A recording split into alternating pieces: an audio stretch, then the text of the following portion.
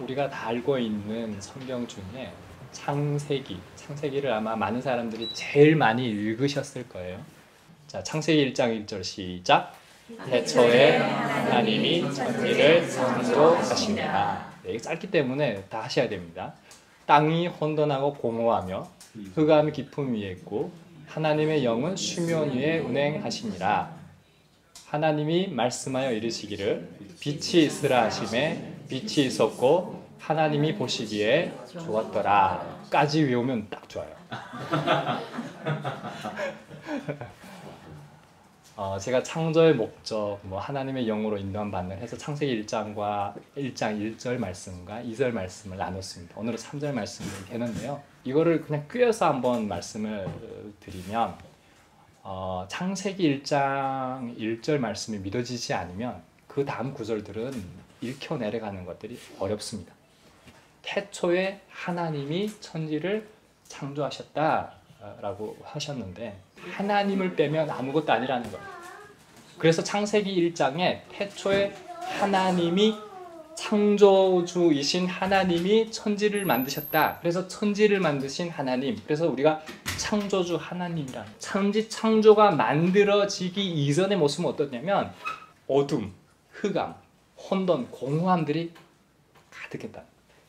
그런데 놀라운 건 뭐냐면 그 혼돈, 흑암, 공허함 가운데 하나님의 영이 함께 하셨다라고 하는 거예요. 여러분, 하나님이 없는 이전의 모습은 뭐냐면 흑암, 혼돈, 공허함이에요. 그러나 하나님이 있는 이후에는 창조의 역사, 질서의 역사, 하나님의 공의의 역사, 하나님의 속성들로 채워지게 돼요. 이 2절의 말씀이 우리에게 보여주는 건 뭐냐면 결국 우리의 삶에도 적용할 수 있고 우리가 살아가는 이 세상에도 적용할 수 있는데 하나님이 없는, 그래서 물질이 됐던 성공이 됐던 또 다른 것으로 어떤 걸로 채워진다 할지라도 하나님으로 채워지지 않으면 공허함은 그 무엇으로 채워질 수가 없어요. 지금 세상의 모습을 보면은 하나님으로 채워지지 않으니 지금 이 시간에도 자살하고 있고 지금 이 시간에도 추악한 온갖 음란과 이런 거 하고 있는 이 세상 속에서 결국 그들에게 답은 뭐냐면 하나님이 함께하는 거예요. 하나님이 우리를 빛으로 부르세요.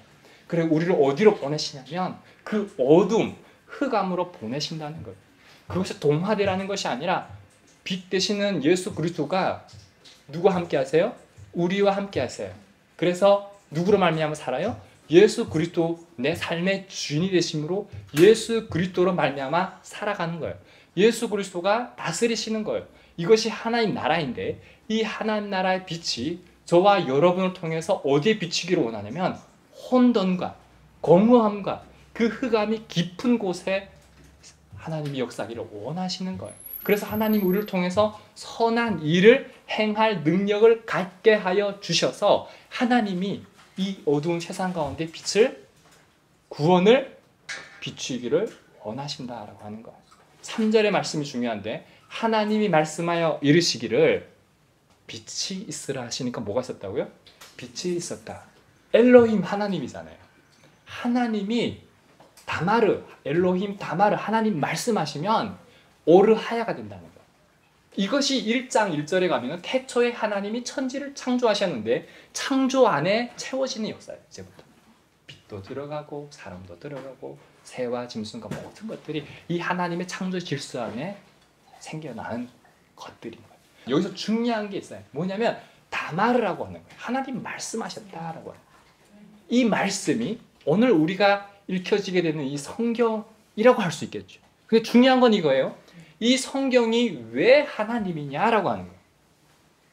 자, 세상은 점점점 기준이 사라져가요. 그러나 우리에게 길과 진리와 생명되는 기준이 있는데 그 기준이 누구라면 말씀이 되어야 된다. 그래서 요한복음 1장 1절부터 한번 해볼까요? 태초에 말씀이 계시니라. 이 말씀이 하나님과 함께 계셨으니 이 말씀이 곧 하나님이시니라. 태초에 하나님이 천지를 창조하셨다라고 하는 것을 오늘 하나님 말씀에 이르시되 다마르 올하라 말씀, 그 말씀이 있었는데 그 말씀이 태초부터 계신 그 말씀이 누구라고 얘기하냐면 하나님이다. 근데 그 하나님이 누구라고요? 예수 그리스도시다. 그래서 요한복음 1장 14절 시작. 말씀이 육신이 되어 우리 가운데 거하심에 우리가 그의 영광을 보니 아버지의 독생자의 영광이요 은혜와 진리가 충만하더라. 그분이 말씀이 육신에 어디에 거했다고? 우리 가운데. 그래서 우리가 우리 안에 누가 거하시냐면 예수님이 거하는 거예요. 갈라디아서 2장 20절. 내가 그리스도와 함께 십자가에 못 박혀 죽었나니 그런데 이제 내가 사는 것이 아니요 오직 내 안에 예수 그리스도께 사시는 것이라. 이제 내가 육체 가운데 하는 것은 나를 사랑하사 나를 위하여 자기 자신을 버리신 하나님의 아들을 믿는 믿음 안에 사는 그것이니라. 아멘. 자, 엄청 어렵게 느껴지는데 간단하게 말하면 이거예요. 이제 내가 죽었다는 거예요. 내 안에 누가 사는 겁니까? 오직 내 안에 예수 그리스도께서 사시는 것이다. 여러분 죽었어요. 여러분 죽었어요.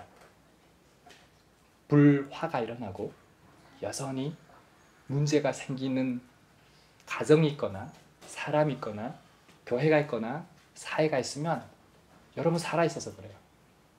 진리는 뭐냐면 내가 죽으면 살아나는 역사들이 일어나요. 그런데 내 안에 내가 죽고 누가 살아있어야 되냐면 예수 그리스도가 살아야 되는 거예요. 근데 중요한 건 뭐냐면 결국 오늘 말씀했던 하나님이 말씀이 되셨다.